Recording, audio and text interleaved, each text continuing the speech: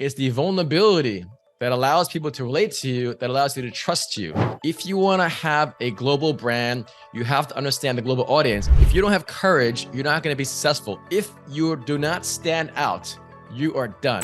This is a Mind the Titans conversation with international speaker Christopher Kai.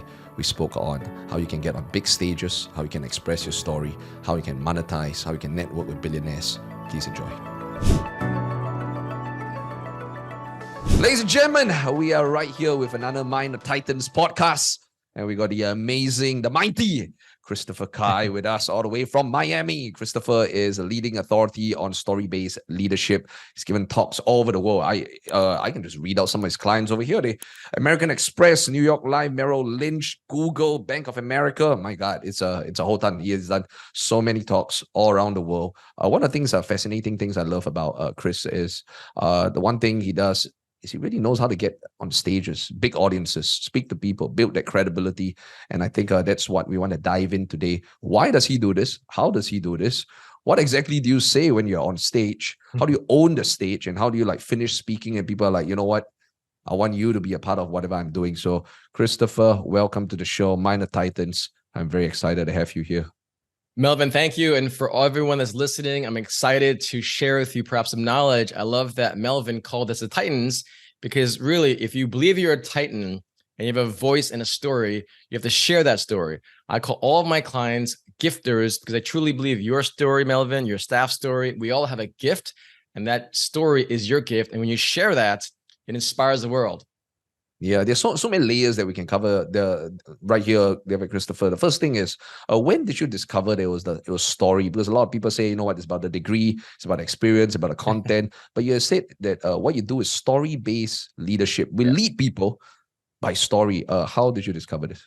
Yeah, and when you think about business and in life, you can go to a networking event and try to find a client, get a business card, but it's just so ineffective, unproductive, and oftentimes a waste of time. When you're a speaker, you're on stage, it's what I call next level networking. And all of a sudden, everyone comes to you. But the understanding for myself in terms of story-based leadership was I essentially teach leaders and salespeople and coaches, how do they frame the story in a way that you look like that Titan? And so I used to work for American Express in New York City on Wall Street. This is over 20 years ago.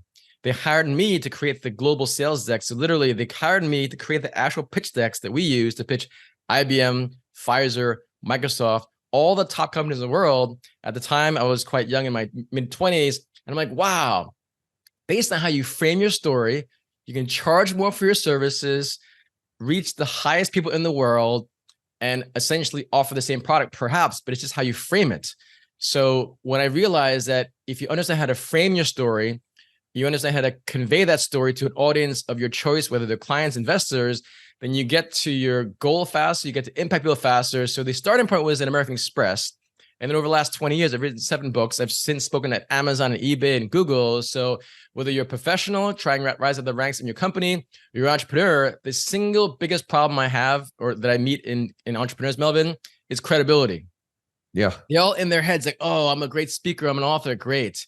You can take your name, remove your name from your bio, put someone else's name there, and it's the same thing. Everything is about the granularity of excellence.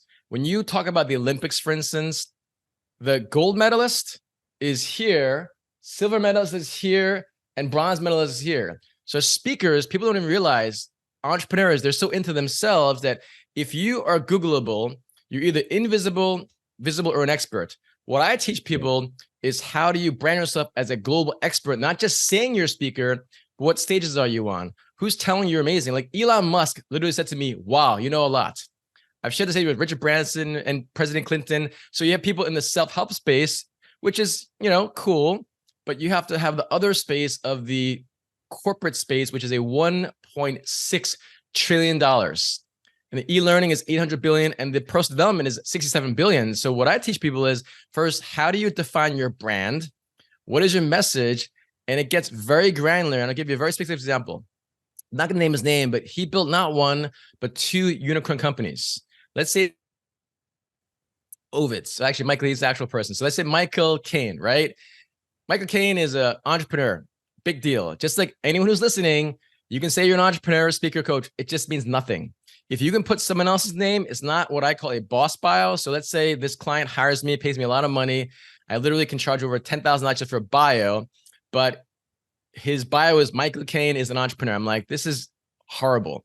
So after doing research for hours, I researched that he's a pioneer. So now it's Michael Caine is a tech pioneer who played a pivotal role in creating the $1 trillion e-commerce industry. Now, again, if you're a speaker, event planner is going to hire you. What sounds more sexy? Michael Caine is an entrepreneur. Big deal.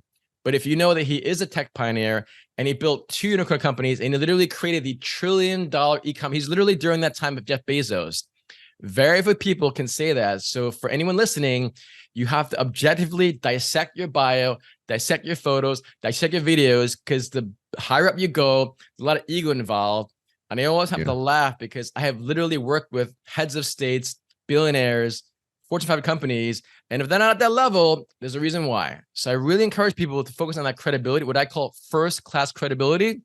You walk on a plane ride, you see first class, you sit first class, it's assumed. When you're on stage, it's assumed. But the bigger the stage you're on, the more prominent those people are, then it's just like, wow, this guy's amazing. This girl's amazing.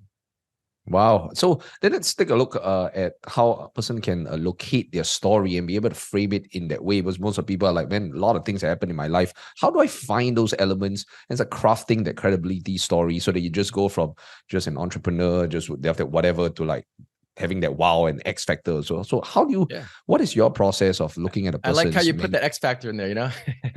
so the X factor is really 3 specific stories. It's your personal story, so people can relate to you. Your professional story, so they can aspire to be you. And last, your client story, so your clients have a reason to pay you. And I'll break down each one. There's a reason why Elon Musk, Richard Branson, Jeff Bezos, I'm actually reading Elon Musk's bio right now. I've met Elon, I've interviewed Elon, but I'm just saying, some people think it's all about professional. And again, this is as an Asian person, people, if you're primarily Asian, you have to remember your audience is global, especially in America. They want to feel that they relate to you. So I'll say my very first memory as a 6-year-old kid in 1st grade was my teacher looking down at me and saying, Christopher, shut up. I would get punished for talking. And then I had a reading disability and I was really short. But how could it be, again, relatability, sharing vulnerability, that one day I'd be on stages with 12,000 people across 4 days with Elon Musk, Richard Branson at Amazon, eBay. So there's aspirational brand. And lastly, clients. Instead of saying how awesome you are, Melvin, Zenith already told me how awesome you are. Alvin already told me how awesome you are. So according to McKinsey research, the consumer-driven marketing world, consumer-driven marketing is 31% more successful. All that means is when someone else tells you something about you, you're just elevated 31% more. So if I say to you, I think I'm a great speaker, but if Elon Musk says, wow, you're amazing, if Steve Jobs' mentor says you're amazing, if John Paul DeJorio, the Patron Tequila billionaire, says I'm amazing, well, perhaps I'm amazing. So people who are listening, be very mindful that if you share these 3 stories, you'll be more relatable, more likable, more higher probability. But more importantly, if you're in a business, again, as an Asian person, we're not taught to be promotional. But as an American, I'm ethically Chinese, born and raised in New York City. My parents from Hong Kong. So I'm proud of both sides. My roots, my foundation, I speak the language, I write the language. I've been there over 20 times. I've never been to Singapore, so I'd love to be there one day. But people who are listening, be very clear. If you want to have a global brand, you have to understand the global audience. And since America is such a big behemoth of change and influence in every respect, know that if you don't share your personal story, they might have some stereotypes, especially after COVID. It's unfortunate. Professional story, be a little more boastful, talking about how awesome you are.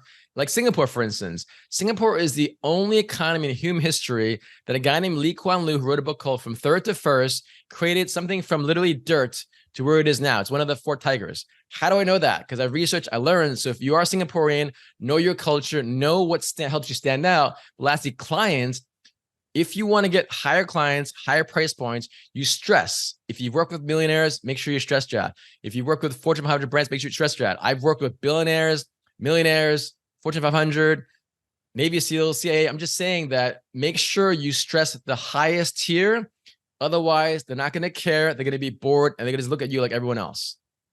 The same. That is amazing, Christopher. So I just want to mention a few things in the designer story, because the designer story has to involve both the external, the ability to express the story, but also the courage to dig all these out. And let's talk about that, because this is one of our favorite topics. I love connecting with you. The first time we met and we spoke about Asian culture and how a lot of people are very ashamed to brag, even though it might be true. I once saw a basketball shirt. I think it was a Michael Jordan quote. He said, or was it a Kobe quote? It said, "It ain't bragging if it's true." So so how do you overcome? How do you overcome that, where a person comes from a place where they're like, oh man, when I craft this story, I get what Christopher's saying. I need to have that personal, the professional. I need to have the client success. But sounds very very braggadocious. How do you overcome it? It's simple. First, accepting that if your audience is global, which it should be, do you want to make 100 grand or 10 million, 100 million or a billion? If you only want to stay around your local market, if you only want to stay in Singapore, great. Just stick with I am very modest, I'm very Asian, that's fine. But if you want to be an outlier, if you want to be a titan, this show is called Being a Titan. Titans have balls. Titans have courage. If you don't have courage, you're not going to be successful. Every single change agent, every single titan, if it's not just a name, but it's actually a brand, then you are a titan. I am a titan. How do we meet? How do we get connected? I spoke at Mind Valley in July, and that's a 20 million online student brand with $100 million, and vision for sure is going to be a billionaire. But what I'm saying is, if you know that your goal is to make bigger impact, more money with less time, you have to raise your brand, because so many people are just tired of fluff. So many people are tired of, oh yeah, buy this, buy this. It doesn't matter what you're selling. It's what your audience, your clients want to hear, what they want to really learn. And I have known that we all have a story. And if you want to live out your true potential, especially as an Asian person, you have to accept first how people view us. And I said to you this, people that are on this call, you may not realize that in the Western world, they perceive Asians as docile, obedient, because they assume that humility and modesty, they actually mistaken that as weak. So if you're already perceived as weak, the tech guy, the guy that listens, that doesn't convey strong value for you as a leader. That's why if you first understand that, literally think of you as a lower person, inferior, and how do I know? Google anti-Asian hate. You may not feel that in Singapore. They're not going to tell you that on a podcast, but I'm telling you firsthand. I got yelled at in Miami during COVID because I was Asian.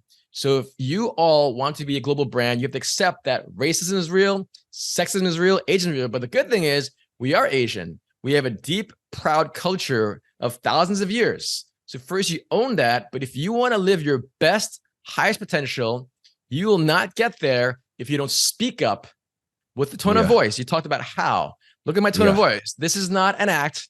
This is not me pretending. It's like, no, I am very passionate. I told this to you, Melvin. We as a race, if we do not step up our game, this COVID thing totally just obliterated things. And you might say, but I'm not Chinese. It doesn't matter. They view us literally. I was in a Uber ride recently, and the guy's like, I'm from Venezuela. Everyone that's Asian, doesn't matter. They're Korean, Japanese, they're all Chinese. That's how they all see us, by the way. So if you don't accept that there is racism, ignorance, and prejudice, you are not living in the real world. But that said, I'm proud of it. I'm excited the fact that, you know what? We are Asian. We're proud to be Chinese. Good. So we take the good stereotypes, own that. But if you do not stand out, you are done. And to keep it simple, the way you become more bold, next time you're in an elevator, say hi to that stranger. Go to lunch by yourself. Go to a movie by yourself. Travel by yourself. It's simple things, because courage is like a rubber band. It expands the more you do it, and it contracts the less you do it. So if we are told to be humble, to be modest, those are great personal qualities. But if you're a business owner, and if you're not conveying your value, they're going to put you in that stereotypical, oh, he or she's Asian. He's just going to listen to what I tell him. And guess what? In America, people don't talk about this. Every single tech company, I know this because I've spoken there. What do they hire? Ukrainian, Russian, Indian, Chinese. They pay them less. They have them do more work, and they just, okay, kowtow. That's how they're viewing you, everyone, if you're Asian. I'm not saying everyone does. Maybe this is controversial, but you have to accept that if you are in a global market, you are perceived that way. And you don't have to even believe me. Look, Google anti-Asian crime in the US. And if it happens in the US, it's all over. I've been all around the world. Everyone's house how amazing Europe is. I'm like, I'm not going to call out certain countries, but some countries in Europe are racist. So are they in Asia, by the way. We as Asians too, we're racist to some people. It's all wrong, but it's also human nature. Yeah. How about you walk us through your process? Because you started the personal story where you were young and perhaps with Asian parents and in a not as a supportive environment, you were told to keep quiet and then you were not given your voice, and clearly you have undergone a transformational process to take yourself from perhaps a shutdown and not really finding your voice to owning it, having that body language, etc. What was that transformation? Because I think if people want to go on global stages, really critical that they don't just design the story, they own the stage. And owning the stage is not just like, here's some methods of where you put your hands. You got to go up there and be like, I'm here, I deserve this. So what was your process of really transforming yourself? That's a great question, Melvin. First of all, it starts off the stage. If you're not as confident as you want to be, you literally, every single step you take when you're walking outside, I mean this literally, I am a confident speaker. I'm amazing. I'm a titan. Now, mind you, people might think this is mumbo jumbo. No, but if the placebo effect is real, if they've literally studied placebo effect in hospitals and in medicine, where if you take a pill and it's just sugar and you take another pill, that's the actual, like they literally have studied this, right? So I'm just saying positive thinking works if you focus on that. So the first thing before you before you get on stage, every single step you take, do you feel firm and confident? So that when you walk on the stage, you feel that confidence with every single step, right? That's from a biological standpoint, right? A physiological, body language, right? Just literally telling yourself, brainwashing yourself. From an actual word standpoint, it's literally saying, okay, what is an inspiring story? Why are Hollywood movies inspiring? Why are novels inspiring? Why are superheroes inspiring? There's always low points and high points. So for us Asians, we love playing piano. There are low points and high points. Bass, dun, dun, dun, dun, dun, dun, dun, dun. It's about the contrast. So you have to have at least 3 minimum low points. I was punished for talking too much in class. I had a reading disability and I was really short. High points, shared the stage with Elon Musk, spoke at Google, 12,000 people, kept paying a lot of money. I can secure 6 figures just in one speaking engagement, right? So low points, high points. Because if you only have the high points, they'll perceive you as arrogant. And again, Asians, sometimes they love thumping their chest, and that's not always good because they're perceived as arrogance. But if you share the low points, then it's vulnerability. Now, again, culturally as Asians, if we think, oh, we share the low points, they're going to see your weakness, and therefore they're not going to respect me. No. What Oprah Winfrey says is the vulnerability that allows people to relate to you, that allows you to trust you. So first, physiologically, everywhere you go, I am confident, I'm bright, I'm a titan. Literally every step you take, but you have to feel it in your soul, literally. Are you even walking straight? Body language, roll your shoulders back, tuck your abs in. These are all tactical, strategic things, but from an actual, what is the cadence? It's really, you have to share those low points. And I always say, you have to start with a very powerful opening and a closing, because there's a German psychologist, his name is Hermann Ebbinghaus, he studied memory. We forget 40% after 20 minutes of what we learned. We forget 70% after a day and 80% in a month. So if I know everyone on this podcast is probably going to forget 80% in a month, I'll talk about stories about how I was teased, bullied, and punished. But now I'm tearing over my audiences with a message of hope, inspiration, hopefully, and of encouragement. Wow. I think that is wonderful. What is the time process by which you sit down and design some of these? Because in just a bit, we're going to talk about how to even secure the stage, get on stage, rock it. But then there needs to be that preparation beforehand. How long does it take for you to sit down, design these kind of stories, go up there and really like create this masterpiece? Well, I've been doing this for over 20 years, right? So I'm not a good person to ask, but I will say when I coached my sales guy for a 20-minute speech, it took me 30 hours. 30 hours for a 20-minute speech. Because again, if you want to be a master, everyone, again, Titan master, we throw these words out. But if you look at true masters, Kobe Bryant literally read the referee's manual. He read the referee's manual because he knows exactly where the referee's standing at the exact spot he's standing, so he can like maybe do something that he shouldn't be doing, right? Every master who actually is a master, they spend an exorbitant amount of time with their craft. So for a salesperson, every word, every phrase, every cadence, every tone, pacing, stories, right? So it takes hours. So essentially to kind of keep a benchmark, right? If you spend an hour on 10 minutes, that's good. But if you really want to be a master, you spend an hour on 1 minute. Because people always think, oh, you have a 5-minute speech for your interviews or your podcast only 10 minutes. Dr. King is a guy, Dr. Martin Luther King Jr. He gave his I Have a Dream speech. Have you heard that speech before? Of course, man. That is I don't want to classic. assume, right? But yeah, that was 60 years ago. August 28th, 1963. When he starts saying I have a dream, that was only 5 minutes. So what I'm saying, if you spend 10 hours on 1 minute, you for sure be a master. But if you're like, oh, I'll wing it, yeah. I can wing it now. Just like the Beatles can wing a song. They can write a song that can last 50 years in 2 minutes because they're a master, right? So it's really about understanding. First, the clarity is always think with the end in mind. It's called a through line. If let's say I was at an event 2 weeks ago, the main thing is it was called Networking with Billionaires, why it matters and how to do it.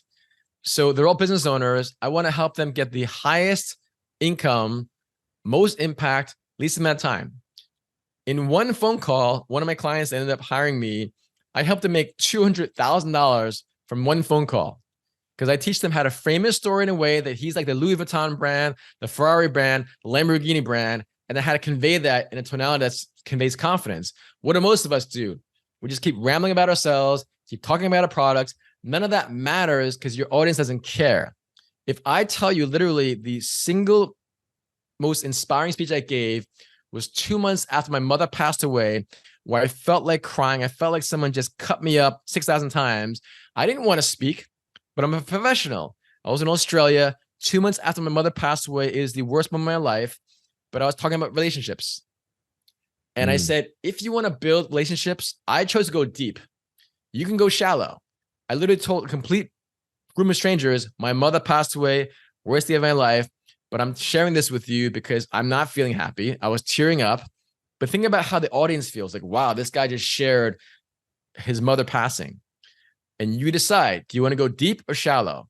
You're not going to appeal to everyone, nor should you. Just like on this podcast, some people might, oh, Christopher seems like a pretty intense guy, but who's listening? I want to help you. I want to serve you because I didn't have help when I was growing up.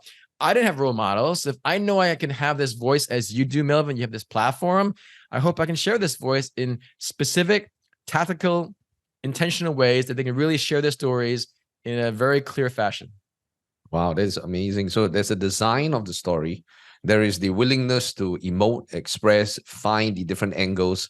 There's the willingness to rehearse, practice, and really go up there and, connect with the story and really get all the cadence, the tonality right. Okay, then let's talk about the next part, which is how the heck you get booked. Everyone's like, all right, I want to do 12,000 people. But what is the process of being able to get on these stages? Because there is that, so it's kind of like, getting into a movie, right? You just like send in a request. Hey, my name is Chris, here's a clip of me. What is the process, Christopher? Yeah. So here's the thing. The simple thing is this. You go on Instagram, as you're clicking on various events that are pitching you, you literally go back to them and reach out to the event planners and say, hey, or the organizers, hey, your event looks exciting. Do you need other speakers? I'd be happy to help be a speaker. I can promote your event to my audience. I've done this many times. I booked a speech with Gary Vee and Tom Bilyeu from Impact Theory. I know Tom, and I've spoken at Gary Vee's company. But what I'm saying is that's the quickest answer, right? But oftentimes it doesn't work because, again, they haven't built their brand. I say, Inc. Magazine has called me the billionaire networker. I wrote a #1 best-selling book, and I interviewed Elon Musk, and he said, well, I know a lot. So it's just anchoring in, who the heck am I? Who should they care? But then I say, do you know the speakers? And I'll help you promote your event to my 200,000 people, right? So that's why I'm giving a value, but I'm also anchoring who I am. Now, again, if they don't have the profile as you, Melvin, or myself yet, I have my clients to say, oh, my business mentor, Inc. Magazine Billionaire Networker, said your event is cool. So already they're like, oh, wow, your mentor is the Billionaire Networker. And then they go to Inc. Magazine, I'm just saying, like, you have to first accept that they probably won't want to hire you or invite you because your brand is not there. Again, that's where you have to really strip down objectively who you are perceived in the world of Google. That's why it sounds very harsh to say, because I didn't want to accept this when I first started. Wrote my first book, took me 8 years. I was excited to be a speaker, had a website, no one cared. When I realized essentially what I call Ferrari success skills and those 4 wheels, It's networking, branding, marketing, and sales. But it's like Batman. The back wheel is a massive wheel, and that's branding, and it drives everything else forward. The networking, marketing, and sales. Where if you don't have that brand, they're not going to care. That's why people don't realize that your bio, Melvin, is the single most important marketing tool that no one even looks at. Because think about it. It's the first thing they're going to read. And the last thing, if it's a horrible bio. If it's a great bio, that, oh, let's talk to Christopher, right? So the easiest way, literally, is start tracking the people you admire. Because even though they'll have Gary Vee there, they'll have other speakers that aren't as well known. So that's the quickest way where instead of you going to an event, start having the mentality of being a speaker and just pitching them. But you have to make sure you have that brand, right? Ideally, you have 100,000 followers, 1 million, or someone like yourself, And again, being Asian does not serve you well globally because, again, we're not perceived as confident yet. That's why you have to go heavy. Like, let's say in your case, Mel, we talked about this. You're one of the top thought leaders in all of Singapore. And Singapore is like the US of all of Asia. So you have to reference that when they talk about, oh, one of the top Singaporean thought leaders, if they don't say that, they're not even going to be questioned. Because again, from my research, Singapore has the highest average millionaires per capita. So if they have to reference these things. Yeah, absolutely. So that's how you get booked on stages. What have you learned in terms of booking, showing up, being a professional speaker? As a person who has done this for 16 years myself, a lot of people don't understand, they just think, oh, you just go up there, wear a suit, go up, talk for 20 minutes. No, bro, you got to show up, you got to prepare. It's like a sports game. You got to rehearse, you got to sleep early. Christopher, kill it. What have you learned in 20 plus years of doing it? Preparation, everything. There's so much. I literally have a whole routine, like a cold shower, HIIT workout, meditation, don't eat breakfast, a lot of things depending on when I actually speak. Again, do you want to be a master or an amateur? It's up to everyone else, right?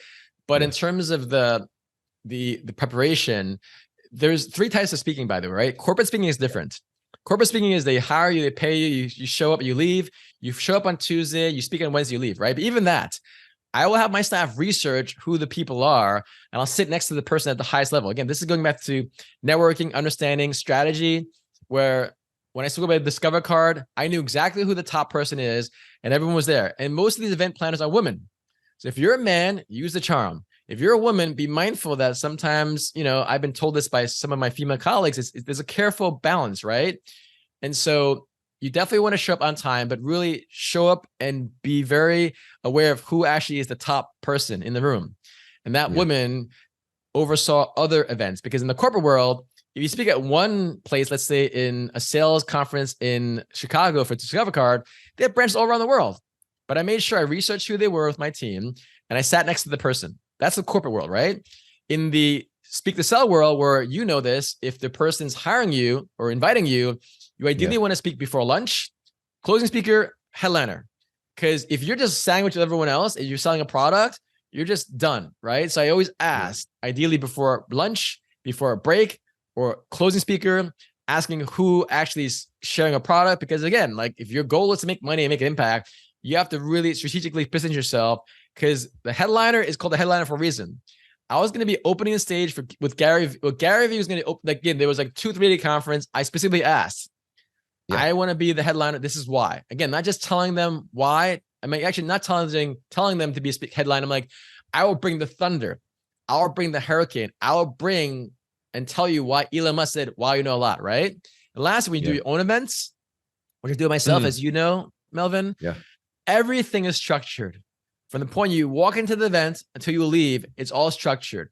Everything that seems natural, it's not, because when you truly are a master, you have to understand. That's why people pay me literally 6 figures for a day of training, because it's so myopic, But again, if you're going to make 7 figures, 8 figures, 9 figures, 10 figures, that's a great investment. Yeah. So I think people need to understand that this is more than just speaking. Sometimes I think the word speaking itself doesn't convey it. You said, oh, you just wear a suit, just talk for 20 minutes. What's the big deal? You don't understand. That the 20-minute talk involves design. And if you use slides, that there is design, picture, There's part of design, the story, the theme, the way things flow, right? The way you're going to begin, the way you're going to end. I feel it's like, and do you feel the same way? It's like creating a masterpiece, because we got to have video, we got to have picture, we got story, we got to express also. Will you say it's a bit like a masterpiece? And the most important thing is, who is your audience? 2 weeks ago, I asked the organizer, hey, what do you want me to share? Who is your audience? How can I pitch? And he said, credibility, networking billionaires, stress that. I'm like, cool. Again, I know his audience because he told me, but whoever's listening to this thing, if you want to be a true master, even if you want to be a master, it's like, isn't it exciting to know, wow, you can aspire to be great? It's exciting because once you get to a certain point, Melvin, financially, yeah, it's cool to make more money, make more millions. But honestly, it's like, I want to impact millions of more people or billions, right? Yeah. So whoever's listening, think about, if you're in the audience, you want to feel good, but you also want to have methodology. And Aristotle, who shared this with us over 2,000 years ago, it's about called the modes persuasion. 10% is ethos, credibility. Yes, I've written 7 books. Yes, I worked at American Express. Yes, I give you 1,000 presentations. That's only 10%. Logos is the facts and figures. According to 3M research, those images are absorbed 60,000 times faster. According to a professor at University of Chicago, your network is the #1 best predictor. So it's science. That's only 25%. But 65% was a TED Talk, or Melvin talking, or I'm talking, or Jeff Bezos talking, or Elon Musk talking. 65% is pathos, is the emotion. When Elon Musk's book, the first thing you hear about Elon Musk, this guy was brutally punished, bullied when he was a kid. At one point, they kicked him down the stairwell. He was in the hospital for a whole week. They literally punched him in the face. He was in South Africa, where at one point, him and his brother Kimball were going to a concert, and they walked by a dead body with literally a knife stuck in the guy's head. And they never forgot that they had to step over dried blood, so their sneakers were sticky all day long. Think about that visual. This is Elon Musk, the guy that we know who's the richest guy in the world. But the story of him being punished and brutalized, and if that wasn't hard enough, after getting punished and beaten up, his father would literally say, you're stupid, you're incompetent, you're worthless for a whole hour. So after you get beat up, you're already demoralized physically. Now your father, who's supposed to support you and encourage you, is telling you you're a piece of, you know what? That's Elon Musk's upbringing. That is pretty brutal. Low points, right? Hardcore. Yeah. But there's a reason why he's forever chasing a dream that'll never achieve, because we're all trying to make our mother and father proud. Wow. And he'll never do that. That's why we want to go to Mars. That's why when you think about psychology and human biology and evolution, I study this down to the eon. The case I do this for a living, right? People don't get paid this much money if it's just talking, as you said. I hope everyone's listening to what Melvin's saying, because he's dropping gold and gems. Like, yes, I'm his guest, which I'm very grateful for. But when he says, you think it's just speaking, no. Just like when you write a book, I can write. No. People don't care about your writing. People don't care about your speaking. I'm sorry if I just, punctured your ego. They care about themselves. So if you can give them what they want, if you can help them make more money in less time, with less pain, with less effort, they're going to love you. That is amazing. Christopher, how do you want to open? Let's say you go on stage, they introduce you. We just talked about, booking yourself on these stages, arranging everything so you're in the peak state. This professional talk here. What time do you arrive? Like I always like to arrive way early, stupid early, because I want to and I'm just a stickler for I don't care whether it's 1,000 people on stage, 10,000, even 100 people on stage, or 12,000. I want to walk around and kind of own the space, I want to see whether my mic works. I don't want to be the guy that just shows up 10 minutes before and be like, is this working? Is it? No, no. I want to go there the day before. Then I want to touch everything. I want to walk around the entire room. Are you like this also? Well, because you're a true master, Melvin. And for people listening, Melvin does this because as humans, it's normal to be nervous. It's normal to have fear, because fear comes from uncertainty. That's why if your speech is on Wednesday, you go for sure on Tuesday, because you don't know about the flight delays and all the other stuff. But if I'm going to Saudi Arabia, if I'm going to Tallinn, Estonia, if I'm going to Korea or any of these more extreme time zones, I'll go there 2, 3, 4, 5 days before, because again, our body takes time to adjust. And just like you, I'll for sure go there and get a mic check. And just so everyone knows, not every event is professionally run. Most of them actually are not, Yes. Yeah. right? But I know enough for myself. I don't care if it's a lapel mic, a handheld mic, even something simple as this. People that are speakers, what's so funny is like the mic is over here and no one hears them. And so for sure, I get there at least a day before if it's in the time zone, in the same time zone. But if it's a different time zone, I'll get there 2, 3, 4, or even a week before. And I'll always do my best to just be mindful of, you always ideally want to stay at the same hotel because again, traffic, weather, you don't know, all these little things you think you might not care about, you have to care about. How are you getting there? Who's going to pick you up? Because ultimately that all plays into your confidence and clarity in yourself. Again, it's about setting up the actual foundation, like what you're saying, Melvin, getting there early, walking around, because that all plays into how confident you'll be on stage. Yeah, absolutely. I wanted to ask you a little bit about like the teaching component when you're on, because you want to open with a bio, you want to open with pathos, you want to open with a story, have people connect with you, and it comes apart in the speech, right? And somewhere in the middle where you're actually teaching something. So how do you design it so that you get the point across? It doesn't come across too draggy, because you have seen speakers, they go up there and teach, and all of a sudden the mood just drops, and then like people are like, oh my god, I need. And here's the thing, it sucks, right? People start going to the toilet. There's the thing, because they bail, they buy coffee, they're like, I'll come back later. So what do you do in the middle, right? Because the middle is sometimes where it can dip, but it can soar and be memorable. So what do you do in the middle where you teach? Yeah, I mean, again, there should be some low points too, right? Because you don't always. I mean, I'm a fan of Tony Robbins, but he's like so on same speed all the time, just like Russell Brunson or Mike. They're always talking the same. Oh my, I'm like, dude, chill out, right? But opening, you always have to either share a story that's empowering that hooks people in, maybe a quote. So, like for instance, if let's say it's a corporate route, and I'm like, do you know that they studied 5 million employees across multiple industries all around the world? And based on answering one question, they know if that employee will stay there in that company happy or if not. So again, 5 million people surveyed across different industries globally. And you know what that one question was, Melvin? That defines. I'd love to know. Great hook. Right? Yeah, there we go. Right? It was, if you could answer this one question, I have a best friend at work. So if you can say you have a best friend at work, I'm like, oh, that makes sense, right? Yeah, the job is good in terms of responsibilities, maybe get paid. But really, if you have your best friend, neural pathways, we're tribal creatures, right? So it kind of makes sense, right? And it's cross culture, cross generation, cross geography. Because if you actually have a best friend at work, don't you want to look forward to going to work?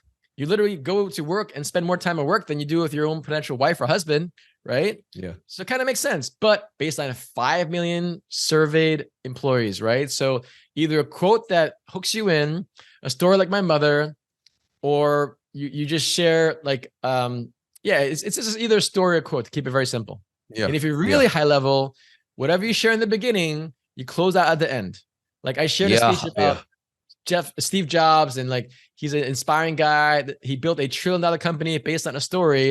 And at the end of it, I literally hold up my phone. This was Steve Jobs' legacy. So when you actually have a story, what will your legacy be for your clients, your community, your church, your country? So it's like, that's like very high level. You wrap it up.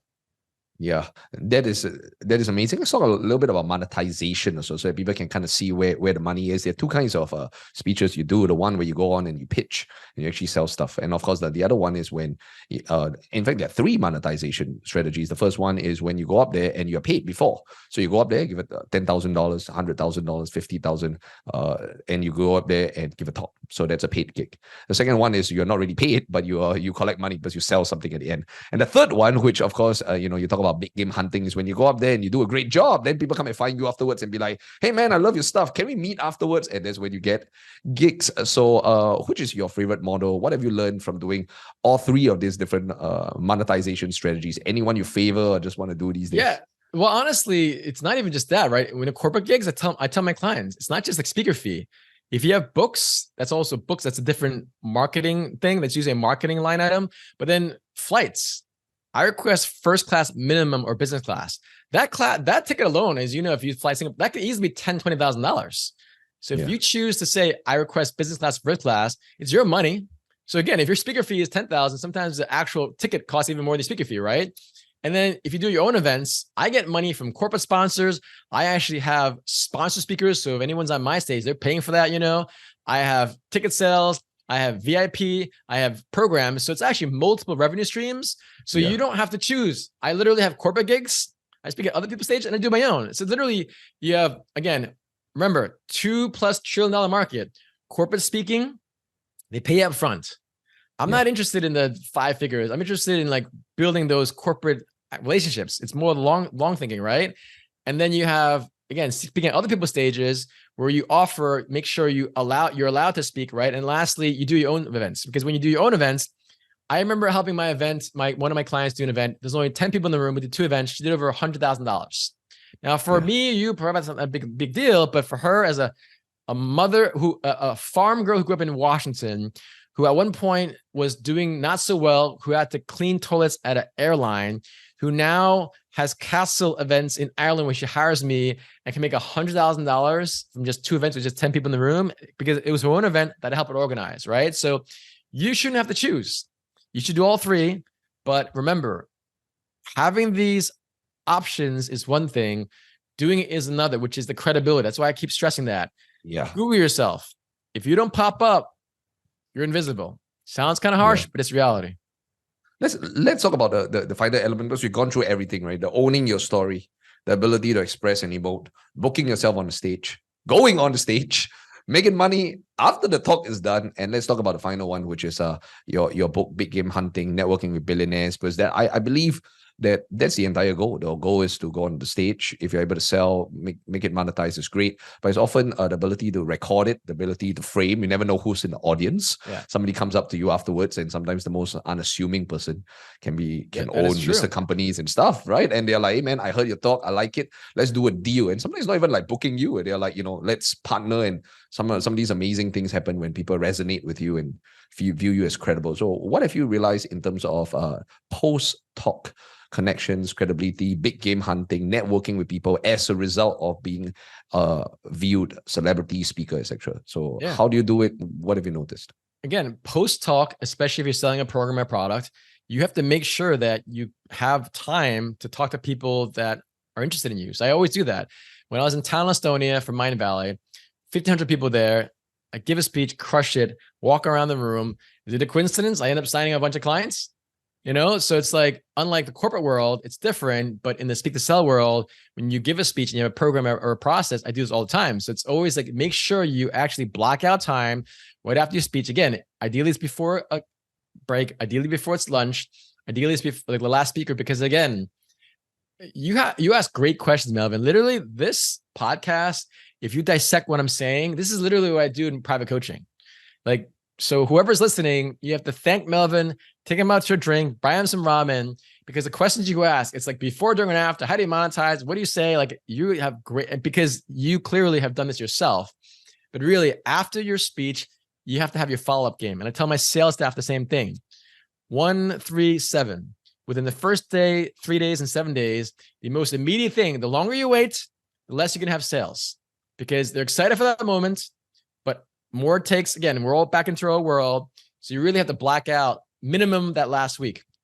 Even this event I did, I literally, 5 more figures. I think like another 50 grand of sales and like 2 phone calls that cost me 20 minutes, right? Like out of respect for the guy that helped me organize, like Dan Locke, I just said, you know what? I'll follow up myself. I usually don't have a sales team, but out of respect for him, I'm like, I'll follow up because it's a newer program. So I'll do it myself, right? So for sure, block out the time. Don't meet up with your boyfriend, girlfriend, your dog, your cat. You have to work that room after you speak, because that's actually the most important thing to do. Yes. More than the speech. If you're going to make money. Yes. Yeah, the speech sets up the red carpet, and if you don't milk the red carpet afterwards, then you just waste your the point of all of these. If you want to monetize, again, unless your audience doesn't want to monetize, if you want to monetize, it has to be a structured approach and strategy. Like what you said, I love that word, Melvin, design. If you're not designing your schedule, you're pretty much going to be broke every single time you speak. Yeah, I want to talk about the final thing, which is longevity in this career. It's very we've gone through a very structured way, all from the internal work all the way to monetization, and then the final one is being able to last in the game. This, having viewed speakers that come and go for the last 16 years, the average speaker doesn't last that long. There's a variety of things. Self-sabotage, don't take care of themselves, they get bored, they do stupid shit, and a whole bunch of things. Christopher, what is the art of, what is your own experience of longevity? It's cool. It's like sports. You got a guy come up. We all can do well for 3-4 years, but I want to see who can last 10 years, 12 years, 15 years, have the passion. In fact, not just have the passion, but get better every single year. So, what's your secret on longevity? Well, here's the thing, right? We're here for a short amount of time, and I want everyone listening right now to ideally close your eyes and just imagine a life where you get flown first class, you're treated like a VIP, you get to travel to any country you want, they pay you, they love your story, they're just always effusive, giving you the best food, the best things, they fly you to castles, they fly you to 5-star hotels, they do your laundry. Like, that's your life as a speaker. And so if I'm going to live my life, I want to help people, I want to serve, but the money, it just goes like, I flew to Slovenia, well, I was treated like a rock star, and then I met up with a friend in Croatia, and I buy one-way tickets. So when you think about life, it's not just about financial freedom, it's about time freedom. And if you don't have things you believe in, causes, i.e., if you have friends, so that's really the only two things. Ray Dalio, who's a billionaire hedge fund guy, he said 2 things: meaningful work, meaningful relationships. If you don't have that, you don't really have a good life. So what keeps me going, Melvin, is I keep meeting amazing people like you, even though I've been doing this for 20 plus years, or Alvin, right? So why would I not want to meet you? Why would I not want to speak on your stages? Because it's like, what else would I be doing? Yeah, I can go hanging on a yacht or on a private jet. Who cares? Like, when you really know that true meaning is through the work you do, which I love, and relationships, right? So anyone on the call, maybe you're not at a point where you're like Melvin and I financially, but it doesn't mean you can't have cool relationships and do cool things. So one thing is just really, do you enjoy it? Which I do. But I don't enjoy some things, right? Like some of this jet lag and flying here, it's kind of insane, right? But I don't feel as alive as I do on stage than anything else, right? So when you get to a point, it really is, what do you most love? Maybe a podcast is your thing. Maybe a blog is your thing, but make sure you find a platform, because frankly, Melvin, anyone who's listening, you have no excuse to say that you're afraid to public speaking. Guess what? You can go on Instagram, LinkedIn, YouTube, TikTok. It's only that person there. So that's no excuse anymore. So it's really you making excuses. So it really is, longevity comes from what makes you feel most alive. Yeah. I'll share a story. Do you know a woman named Diana Nyad? No, but maybe I know the story. You can share it. I love the stories, man. She is the only human being out of 8 billion people to swim from Cuba to Key West, Florida, on her 5th attempt after 30 years, where it was 111 miles. That's about 150 kilometers. After about 50 plus hours. And she was, guess how old she was, Melvin? No idea. Wow. 64 years old. Wow. She's 74 now. Look at her name, Diana Nyad. Diana Nyad, one of the most inspiring people in the world. Again, go by the stories, right? But why would she do that? Because she loves swimming. And she said, you know what? People are passing away. I'm in my 60s. I've tried this for many years.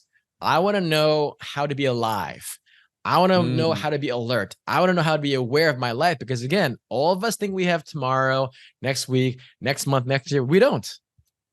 That's why I am so intense, because that's why I know this podcast. Thank you, Melvin, for really giving me this opportunity. And for people who are listening, you have to really thank Melvin. Buy him a drink next time, because he is very good at designing his questions. And I really appreciate that. What my final question, this has been very informative. I hope people listening understand. I took everybody from just beginning to find your story, begin to express it, all the way to being able to monetize. Hope you can see the whole path, and I think that's what Christopher teaches. That's his genius. That's what he does also for 20 plus years. What is the end game for Christopher Kai? What drives Christopher? Where does Christopher want to be? Just let people know, like, how big is the vision, man? What I am now in the end is the same in the beginning. Frankly, again, it's like, to be a kid that grew up with no money, no access, no connections, to be doing my life now. It's just now just helping us making programs called GPS.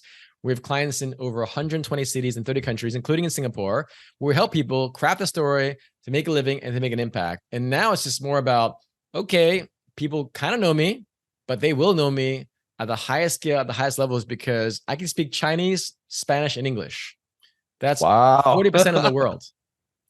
So for me, you'll see me on a much bigger stage, because ultimately, when you know you have a gift, which you do, Melvin, which everyone on this podcast does, and you own that gift, as you said that many times, Melvin, it's really about, if you actually have the good fortune to do what you love, help people and make money, there's nothing more to really strive toward, because again, you can buy another car, buy another yacht, buy another house. It doesn't matter. It's a thing called hedonic adaptation. It doesn't matter. So for anyone listening, I highly encourage you to really think about, if you want to make a living with the easiest way, the best potential for impact and longevity, become a speaker. And I'm happy to help Melvin and I. We both, I think, do that to some degree. And if you think in a scarcity, well, why would Melvin bring you on the podcast when you can't do it? I'm like, because it's about abundance. There are 8 billion people in the world, I'm sure based on the questions Melvin asked, he's going to do a great job. So whether you work with him, work with me, or work with both of us, just make sure you share your story, but you charge for your story because you have actual value. And I'll share one final story about my client. This man has spent over $100,000 for his PhD program, but he doesn't want to ask for it. I'm like, well, Jay, you invested hundreds of thousands of dollars for a PhD, and you're telling me you're going to feel guilty charging $10,000 or $1,000? He's like, oh, that kind of makes sense. For all of you who've invested your money, your time, make sure you know your value as a person, as a professional. So you make sure you charge, whether you get paid on the front end or the back end, but make sure you get paid, because it's about exchange of value. You have value, you should get compensated for that value.